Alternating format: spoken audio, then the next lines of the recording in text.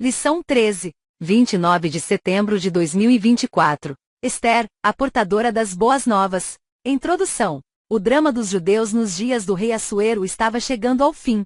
O rei editou um decreto concedendo direito de defesa para as comunidades judaicas de todas as províncias persas. Esther agiu como difusora de boas novas e Mardoqueu foi engrandecido em todo o império. Primeiro tópico. O pedido de defesa aos judeus e a concessão do rei. Ponto 1. A humildade de Esther e sua súplica. Assuero foi devidamente informado da gravidade do decreto redigido por Amã e assinado com seu anel. No dia 13 do 12º mês, o mês de Adar, entre fevereiro e março de nosso calendário, os inimigos dos judeus poderiam matá-los em todas as 127 províncias do extenso Império Persa. O que poderia ser feito para evitar esse extermínio em massa? De maneira reverente e com toda a humildade, Esther suplicou ao rei que revogasse sua ordem, pondo fim ao intento de Amã. Assuero fez ver à rainha que já havia tomado as medidas que estavam ao seu alcance, como o enforcamento de Amã, mas que não poderia revogar o decreto assinado. Esther 8, 7, 8. Havia ainda um desafio para os judeus. Confiar em Deus não nos isenta de fazer a nossa parte. Josué 1, 3 ao 9. Ponto 2. Segurança jurídica. Apesar de todos os aspectos tirânicos, autoritários e excêntricos dos reis da Pérsia, como o próprio Assuero, havia um limite para suas ações: o império da lei dos medos e persas. Dário, pai de Assuero, viveu uma experiência parecida e não violou a norma. Mesmo estimando muito a Daniel, não pôde livrá-lo da cova dos leões. Daniel 6, 8 e 15. Em qualquer nação, todos devem estar sujeitos às leis. Romanos 13, 1. Jesus deu-nos esse exemplo, Mateus 22, 17 ao 21. Em países democráticos como o Brasil, todos os aspectos da vida pública e privada são regrados por um ordenamento jurídico, sob uma Constituição, que a todos vincula. Isso é necessário para que haja previsibilidade e segurança jurídica. Nenhuma pessoa ou poder está acima da Constituição Federal. Ninguém pode agir de modo a violá-la. As alterações constitucionais possíveis somente podem ser feitas pelo Parlamento, onde atuam os representantes eleitos pelo povo. Essa, pelo menos, é a moldura constitucional. Oremos pelas autoridades de nosso país. 1 Timóteo 2, 1 e 2. Ponto 3.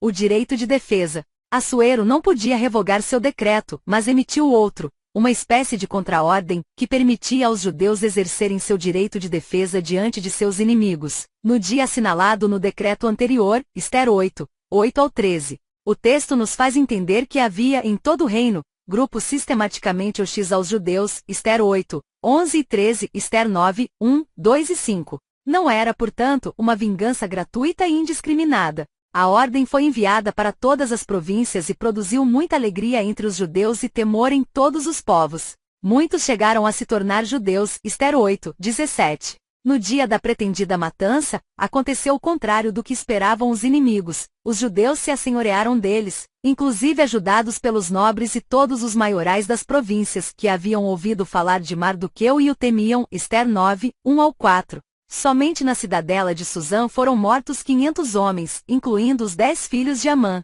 75.000 em todo o reino persa. Esther 9, 11 ao 16. No dia seguinte, mais 300 mortos na cidade de Suzã. Esther 9, 15. Segundo tópico. A rainha Esther escreve boas notícias para o seu povo. Ponto 1. A comemoração dos judeus.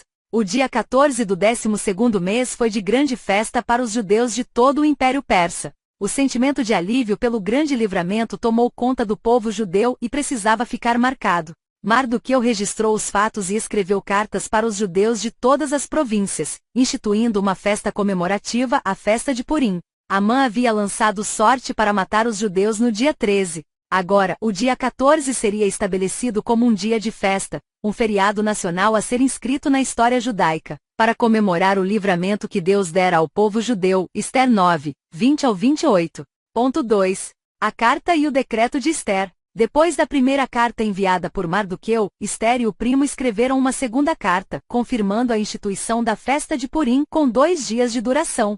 Era a primeira vez que a rainha Esther se dirigia ao seu povo. Ao sair de sua pena, a instituição da festa estava fundamentada, agora, em um decreto real. Esther 9, 32. A festa entrou definitivamente no calendário judeu e é comemorada até os dias de hoje. Ponto 3. A exaltação de Mardoqueu. Assuero conhecia Mardoqueu, mas não sabia de seu parentesco com a rainha Ester até a denúncia dos malfeitos de Amã. Ester 8:1 diz que foi naquele dia que Mardoqueu compareceu à presença do rei, porque Ester revelou que ele era seu parente. Assuero deu a Mardoqueu o anel que havia dado a Amã, e Ester o pôs sobre a casa do Agagita. Ester 8:2. Mas ainda não era tudo. Depois da morte dos inimigos dos judeus, Assuero engrandeceu ainda mais a Mardoqueu, pondo-lhe como o segundo maior do reino, posição que era ocupada por Amã. Ester 10:3. O relato bíblico encerra com um testemunho notável de Mardoqueu. Ele foi um homem público exemplar e próspero, trabalhando para o bem de todo o seu povo. O propósito de Deus é usar seus servos em todas as áreas da vida. Tudo o que fizermos deve ser feito para a glória de Deus. 1 Coríntios 10:31. Terceiro tópico. A mulher é chamada por Deus para ser relevante no mundo. Ponto 1. Uma mulher notável. Mardoqueu e Ester exerceram um papel de altíssima relevância no Império Persa, principalmente em relação ao povo judeu. Para isso não foi preciso disputa ou inversão de papéis. Ester chegou ao cargo de rainha sob profundo respeito, obediência e honra ao primo Mardoqueu, que lhe havia criado como filha. Na condição de rainha soube ser humilde, prudente e muito equilibrada. A forma como se dirigia e honrava Assuero contrastava com a atitude irreverente de Vasti. A firmeza moral de Ester fez dela uma mulher notável. Ela entendeu o propósito de Deus para sua vida. Ponto 2. A banal guerra dos sexos. Deus não entra em disputas banais como a tal guerra dos sexos que visa instilar ódio e aversão entre homens e mulheres. O Criador nos fez macho e fêmea com constituição e papéis distintos, os quais estão claramente revelados nas Escrituras, Gênesis 1:27 e 2:15-18. No final, julgará a todos conforme as leis perfeitas e justas que estabeleceu. Deus não é afetado por partidarismos e ideologias sexistas. Por isso chama homens e mulheres para serem relevantes no mundo. A mulher tem muito a contribuir no reino de Deus e no bem-estar de toda a sociedade. Ponto 3.